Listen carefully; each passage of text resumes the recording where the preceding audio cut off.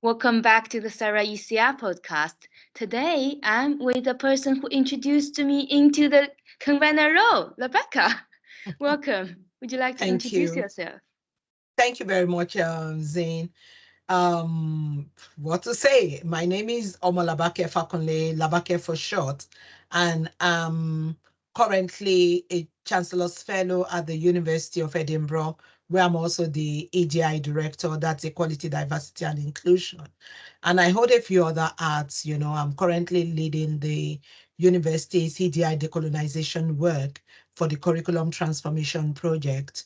And also related to SERA, having been a past co-convenor of the ECR network, I'm currently a co-opted member of the SERA executive. So, and my research looks at inclusivity in internationalization as well as employability. And my research is framed through a decolonial lens. So that actually impacts on how I do my research, my teaching, and how I place myself in my leadership roles as well. Thank That's you. something. Yeah, I've always quite admired your work in this, and I think it's kind of like to see how you have thrived from the time with Sarah and what you're doing. And today, I'm going to ask, starting by a starter question, which is a bit fun. So, what fruit or vegetable would you use to describe your research? I think I would like to describe my research as a pineapple. Pineapple. And why? Because, when you look at a pineapple on the outside, Mhm. it could have different colors, but Yeah. mostly green or yellow. But what you notice first is the scruffiness. It's Mm. not smooth. Yeah. It's not smooth like most fruits, like what do you say? Banana, apple, orange, Yeah. it's got all these scratches. Mm. But when you cut it and when you look through, then you can see that the fruit inside is beautiful, juicy, and tasty. But at the same time, you have a core that runs through that pineapple. Yeah. And I can liken it in my research to the conceptual theoretical framework that should hold Yeah. the entire fruit together. And sometimes that is missing in Mm. how we interweave both the scruffiness on the outside and the sweetness on the inside. And it's important, even though that core is the one we take out, Mm. but without it, the pineapple itself cannot be a Yeah. pineapple. And so I think that's the way I think about my research. When you talk about Yeah. a fruit, I just think that really does capture it. It's not entirely smooth, Hmm. and you need something sharp to peel the Yeah. back, but then you get to the substance Hmm. that you can take.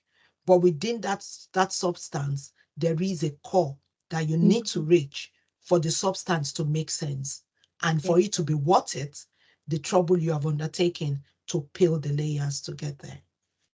Very true.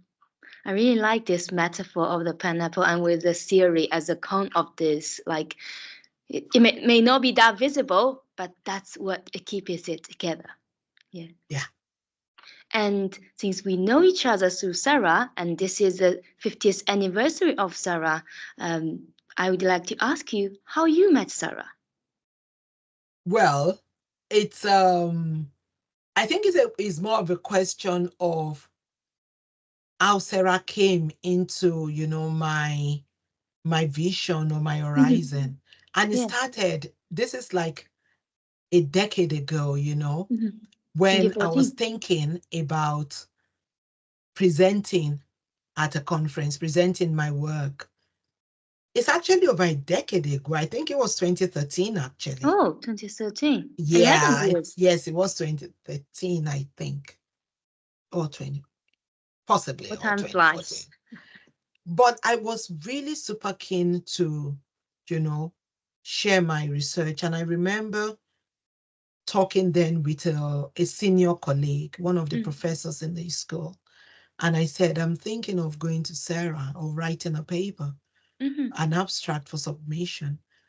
And I can never forget what she said to me, that SERA is one of the more friendly conferences because the people are really, really nice. And I would totally encourage you to go. And that first paper was a poster. And it was great. It felt so welcoming. So that's how SERA really was introduced to me, by the word of mouth or the recommendation of somebody I respected, who said, you know, it's a place where you can feel at home. And that's why I went to SERA. So for me, that's my initial encounter with SERA. Yeah. And did you join SERA like before you participate, before you present your paper at that moment? Or it worked together for me. It I was see. the same thing as joining as well as presenting my paper.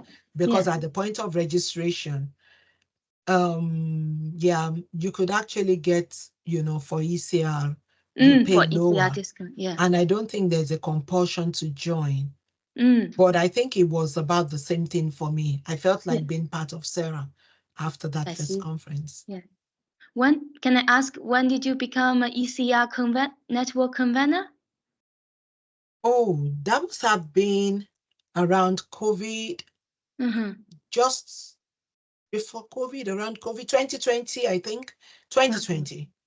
So, and I was approached by one of the members of the executive that would I be interested, and I considered it, and I joined then Annabeth and Stella, and and Nicola, of course. So Yeah. so It's I always joined kind that of a group. team going on with Yeah. this. As a backbone of the SERA ECR network has always been connecting different Yes. people. And the second question I would ask about regarding SERA 50 is, what are the most memorable story or stories that you have had with SERA and SERA people? Oh, me and Sarah, we've got history. Not in the least, because I mean, I've won a number of awards, as you're aware, and it's always been, you know, so encouraging, not only to participate in the conferences, but also for my work to be recognized by Sarah. I think when I won the 3 minutes capsule competition, and I got a quote from the University of West of Scotland. I still have it, you know, on my mantelpiece as something that makes me so proud. And I remember using the Fort Road Bridge as my, you know, as a frame to describe my research on international student experience. And that was such a beautiful moment. I surely didn't expect to win. I mean, I didn't know what to expect. I just entered the competition because I wanted to. Because before then, I'd already won the Esther Brissard Award.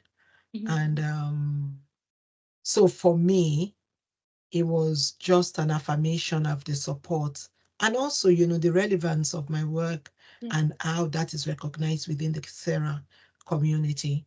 And then I won another award on my 5 minutes short presentation, you know, 2 years ago. So SERA has been such an integral part of my growth as a researcher, and also in my achievements and in the awards that my research has won. So those are all memorable moments. Each one is special for a different reason, but also tells me about how much Sarah gives, and just being part of the community. Yeah. So now it becomes a difficult question. What would be different if you have not engaged with SERA? Oof. Okay. I mean, Sarah has given a platform, even though I talk initially about my own individual, you know, achievements within that space. But also Sarah was a platform. I remember when in the School of Education, myself and some colleagues started I can't even remember what we call it, internationalization research group, something like that. And our very first symposium, you know, we were able to host it at Sarah. And we were in this conversation. Can't remember when this was, maybe 2017, 2016, 17. And it was such an affirming experience, to have all these researchers come, and we were talking about our different research and how it connected with the broader internationalization team, and getting input from attendees and participants, and so that was something that was made possible, through the system that SERA has put in place. So I will still link it to my researcher development, and being able to be part of a wider community. True. So if SERA had not been there, I'm not sure how that opportunity would have manifested, or if it would have happened, because with SERA, happening in Scotland, and the conference is not too expensive to participate in. Worst case scenario, you could go and come back. They make it easier for ECR to participate in terms of reduced fees. And so all those things means that there were some opportunities that possibly I would not have had, especially collaborative opportunities with colleagues. And also when I was the ECR co-convenor, myself, Hannah, and Stella co-authored a paper on how, the pandemic and the impact on ECRs. And that was also supported, by the SERA network. So those are some of the examples of things that would not have happened if not for SERA. Yes. I also would like to read that paper as well, because it's kind of like my preparation for the SERA 50. And we have a joint event with Bera to talk about how we are moving forward. And I would like to know more about it. I'll ask you more about this later. And now, since we are moving to talking about ECR network, so I have some questions for you about mentoring ECRs. So when you look back in your days as an early career researcher, are there any lessons that you have learned and you think you would like to share with emerging researchers today? Yes, I think one of the things that's been really helpful for me, in SERA and generally working, because I've been ECR convener for different organizations as well. It's about the power of networking, coming together, and also reaching out. I think that would be my biggest advice. Reaching out. Yeah. When you reach out to more experienced researchers in the field, you want to learn more, and you want to know more about their work. For the most part, almost all the time, I always get a positive response back. And sometimes that can be the beginning of a relationship, of a mentoring relationship that can become a champion relationship, and eventually collaboration together. And I have done every stage of that journey. And that has in no small way enhanced my career development. So for my ECR, colleagues, what I would say is you just have to learn to collaborate with people to start with, because some things, even if it is collaborating to write a paper together, the lessons you will learn are the things that will prepare you for writing your sole authored paper. But if you just feel like, oh, I just want to stay within my shell, within my comfort zone, then that's going to delay you. Most of the publications I have now and that I'm planning to have are a result of collaboration with people. But sometimes I think it's difficult to communicate that message, or how that can really, really enhance ACR careers. Yeah. Yeah, I understand in this because there was a term I think I learned at the doctor. There's a hidden curriculum in doctor researchers, the series. They talk about the competition and the collaboration. And a lot of ECR at this stage, especially when they're doing doctor research in the thesis route, they think more of competition instead of collaboration. I think the time they spend collaborating and explaining what they want to do, maybe it's quicker for them to do it by themselves, but it's different. Like I also have experienced researcher telling me that when they examine the thesis, they could easily tell whether this writer has collaborated, have understood the whole theory, or they just going very narrow. But going through very narrow road is not going to help you progress with the writing. Yeah. Yeah, Yeah. absolutely. And now we're talking about the writing. So nowadays, when you are writing and editing, what do you think is your good habit to keep yourself going? I think writing is a skill that we all try to get Yeah, better at, yeah, as we go along this journey. And it's about keeping at it. It's yeah. about being willing to do that revision. I think one of the things that I think I'm doing better at, and what I can advise Mm. ECRs who may be listening, is that when you write, sometimes your writing is like your baby, and Yes. you want to keep all of that baby. But all of that baby may not be good for the paper or may not be good for it. So you have to learn to actually take away part of the baby Uh-huh. so that you maintain a coherent flow in Mm. whatever paper Yeah, or whatever, even if it's in your thesis. yeah. I remember when I was writing my PhD, I had to take out an entire section Uh-huh. that I really, really liked. Oh, But my what supervisors happened to were them like, later? yes, that Published. you don't have to include everything in your PhD. It's more important that the flow is coherent. And Thank it's not every interesting finding that you must report, but it you. can be used for another paper. Sadly, I've never even looked at it to use it for another paper. Oh, It's somewhere in the, in the files. But what was important most was what I wanted to get done at that time.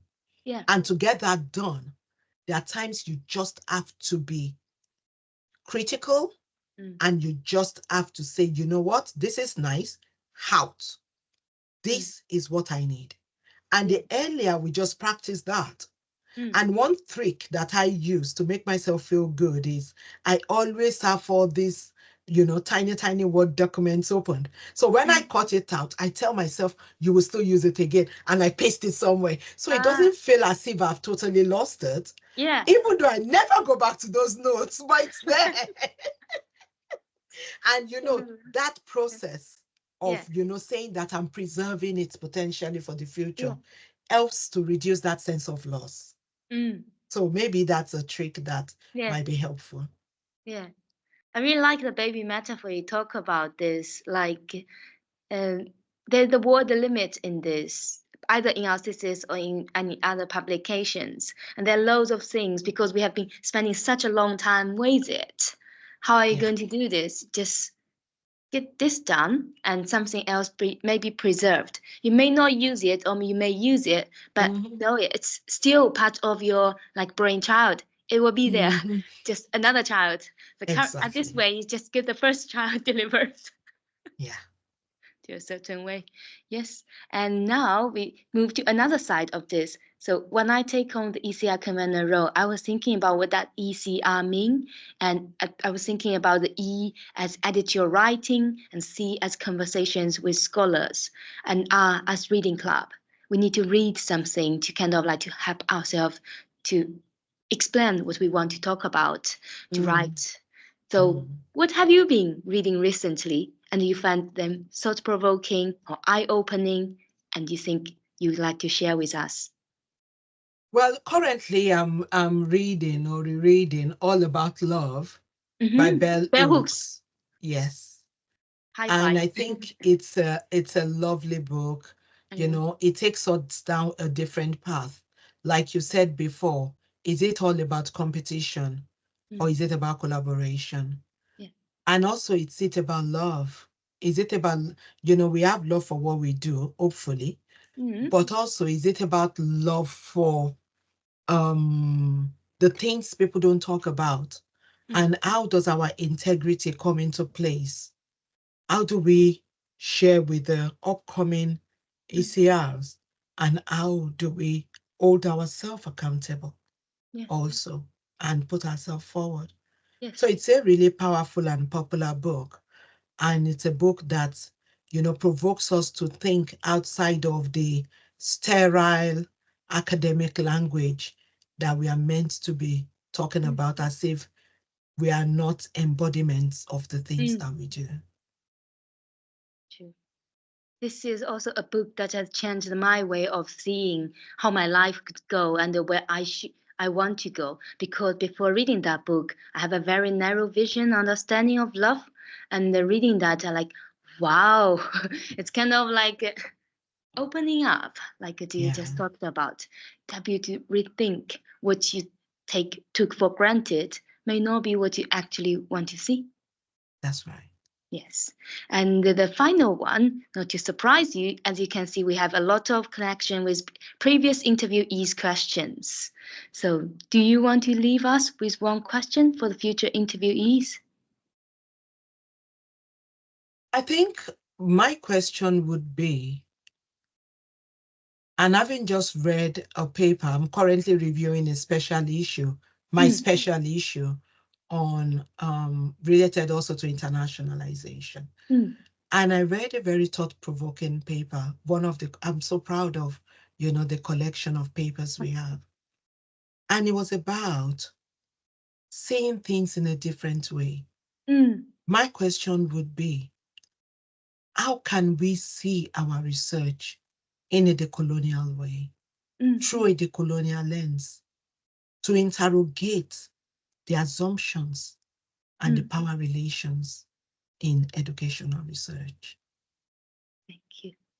I think this is a very, very important question, and I hope future interviewees address it. And we're looking forward to see your answers and your editorial in the special issue as well. Thank you very much, Zane. Thank you. Thank you.